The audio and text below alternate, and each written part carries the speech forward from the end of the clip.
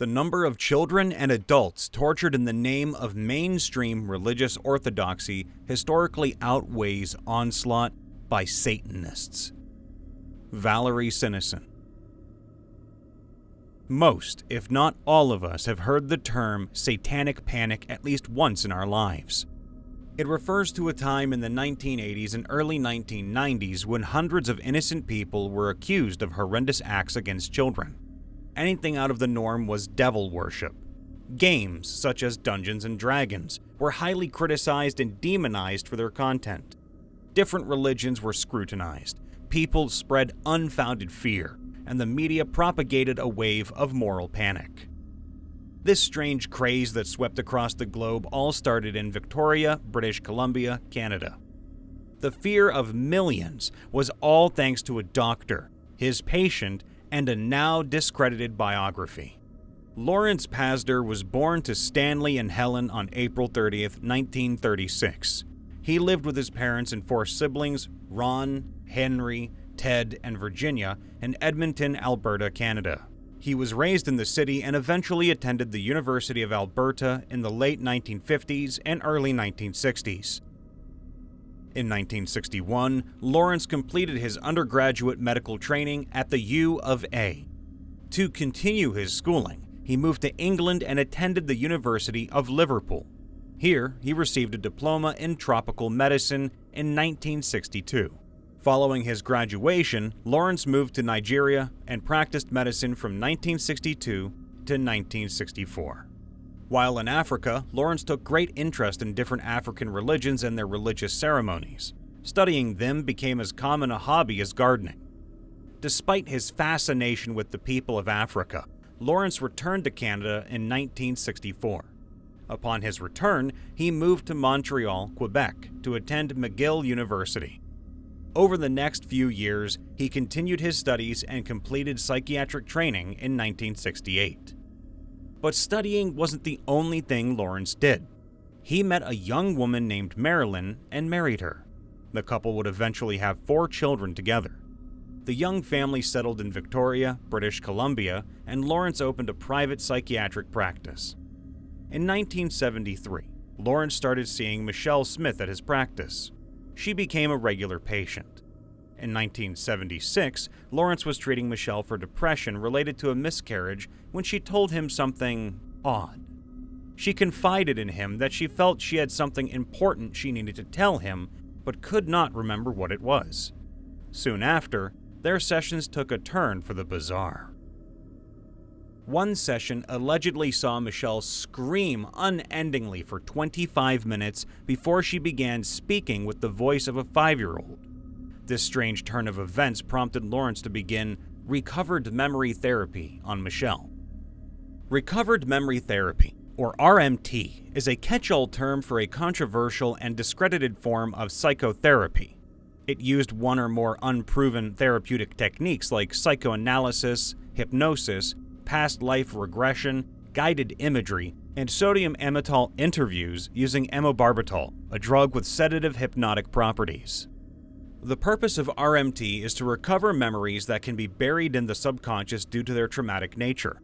It can result in patients developing memories of sexual abuse from their childhood that never happened, and even memories of things such as alien abductions. As such, RMT is not recommended by any professional mental health associations. Over the course of 14 months, Lawrence spent more than 600 hours using hypnosis on Michele. These therapy sessions helped Michele recall memories of alleged satanic ritual abuse.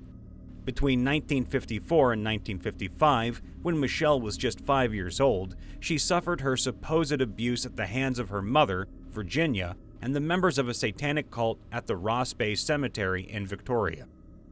Michele claimed she was forced to attend satanic rituals conducted by the Church of Satan, which wouldn't even be founded for another decade.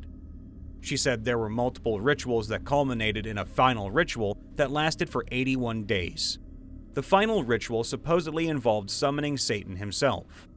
Jesus, the Virgin Mary, and the Archangel Michael intervened and removed all the scars on Michele's body that she received over her year of abuse. The biblical figures then blocked her memories until the time was right. The satanic cult supposedly tortured Michele, locked her in cages, sexually assaulted her, forced her to participate in rituals, made her watch human sacrifices, and rubbed the blood of sacrificed infants and adults on her body. After Michele recovered her memories, Lawrence was convinced he was on the cusp of uncovering a massive satanic conspiracy. He decided he needed to warn the church and gathered up his evidence, taking it to the Vatican in 1978. As a devout Catholic, he felt it was his job to alert the church to the dangers satanic cults pose to children worldwide. Lawrence showed a strong devotion toward Michele, which only grew stronger during their sessions. Between 1977 and 1979, they would disappear for long periods of time. This put a heavy strain on Lawrence's marriage. In 1979, the couple had a rejected annulment, but Marilyn eventually divorced Lawrence. Michele divorced her husband around the same time. Michele and Lawrence spent more and more time together, their relationship turning to something other than patient and doctor. They even started writing a book together, one that would leave a mark on the world in the strangest way. The book in question was the biography titled Michele Remembers. It detailed Michele's ordeal and her therapy sessions. It was first publicized with articles in People and National Enquirer. Lawrence and Michele received a $100,000 advance on the hardcover, $242,000 for paperback rights, and any royalties thereafter. In 1980, the pair toured the U.S. to promote their book. They would also marry sometime after the book's publication. Due to Michele Remembers, Lawrence became the de facto expert on the topic of satanic ritual abuse. An expert was needed because after the book's publication, likely due to the book's publication, there was a sudden burst of satanic ritual abuse cases in the 1980s. He was often called on to offer his advice and opinions. In 1984, Lawrence was a consultant in the McMartin preschool trial. The McMartin family was accused of hundreds of acts of sexual abuse against children in their care. These acts supposedly mirrored the satanic ritual abuse panic. The trial lasted for 7 years and, in the end, no convictions were made, and all charges were dropped in 1990. By 1987, Lawrence spent a third of his time consulting on satanic ritual abuse cases. He even appeared on the first major news report on Satanism conducted by ABC's 2020. He classified the term ritual abuse as repeated physical, emotional, mental, and spiritual assaults combined with systematic use of symbols and secret ceremonies designed to turn a child against itself, family, society, and God. He also made the claim that the pure group of Orthodox Satanists is never seen or identified in public. Yet, it is this group of invisible Satanists who plant the seeds and encourage all the more visible satanic groups. Despite Lawrence's new expert status, Michele Remembers came under fire almost immediately. The accuracy of the allegations therein was questioned and dissected. Anton LaVey, the founder of the Church of Satan, threatened to sue for libel, which caused Lawrence to withdraw his claims that Michele suffered her abuse at the church's hand. On October 27, 1980, Paul Gresko wrote an article on Michele Remembers for Maclean magazine, which included an interview with Jack Proby, Michele's father. During the interview, Jack denied all allegations against Michele's mother, Virginia. He said he could refute all the allegations in the book. Paul's article mentions that nowhere in the book did Lawrence and Michele mention Michele's sisters Cheryl and Tertia, nor did the book mention that both Lawrence and Michele were devout Catholics, yet they divorced their spouses so they could marry each other. Other articles and books pointed out the many inconsistencies, missing information, and overlooked details in Michele Remembers. Lawrence never contacted the police once to investigate or verify any of the allegations. A car accident was mentioned in the book, but no car crashes were recorded for the time frame in question, despite the local newspaper diligently reporting on all vehicle accidents at the time. Former neighbors, teachers, and friends were interviewed. School yearbooks were reviewed. No one could find anything to indicate that Michele was absent from school for any lengthy period of time, let alone a consecutive 81 days. The rituals in question were supposedly held at Ross Bay Cemetery in Victoria, British Columbia. The cemetery is boxed in on 3 sides by residential areas. All of the screaming and the hundreds of participants attending a non-stop 81-day ceremony would never have gone unnoticed.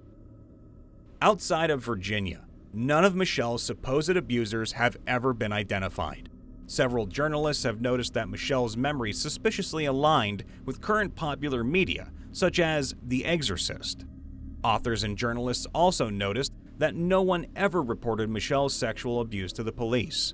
The allegations seem to bear resemblance to accounts of West African secret societies as well, which Lawrence had a great interest in. Many people suspected that Michele only made her allegations so that she could spend more time with Lawrence. There was never any evidence to support any of the allegations in Michele Remembers, and the book is now discredited. After the moral panic surrounding satanic ritual abuse died down, Lawrence continued to practice psychiatry and was regarded as a compassionate physician. He lived a normal life with a big family and plenty of hobbies. On March 5, 2004, he died suddenly from a heart attack at the age of 67. While not a villain in a typical sense, nor as evil as many of those we have explored on this channel, Lawrence still had a hand in affecting the lives of many people in a negative way. He and Michele launched a panic that destroyed lives in North America and caused fear around the globe. Their consequences were practically non-existent, but the ripples were felt everywhere. While Michele Remembers was simply a book, more fiction than not, there are still people today who firmly believe in the contents and fear the acts of satanic cults who work in the shadows to corrupt children.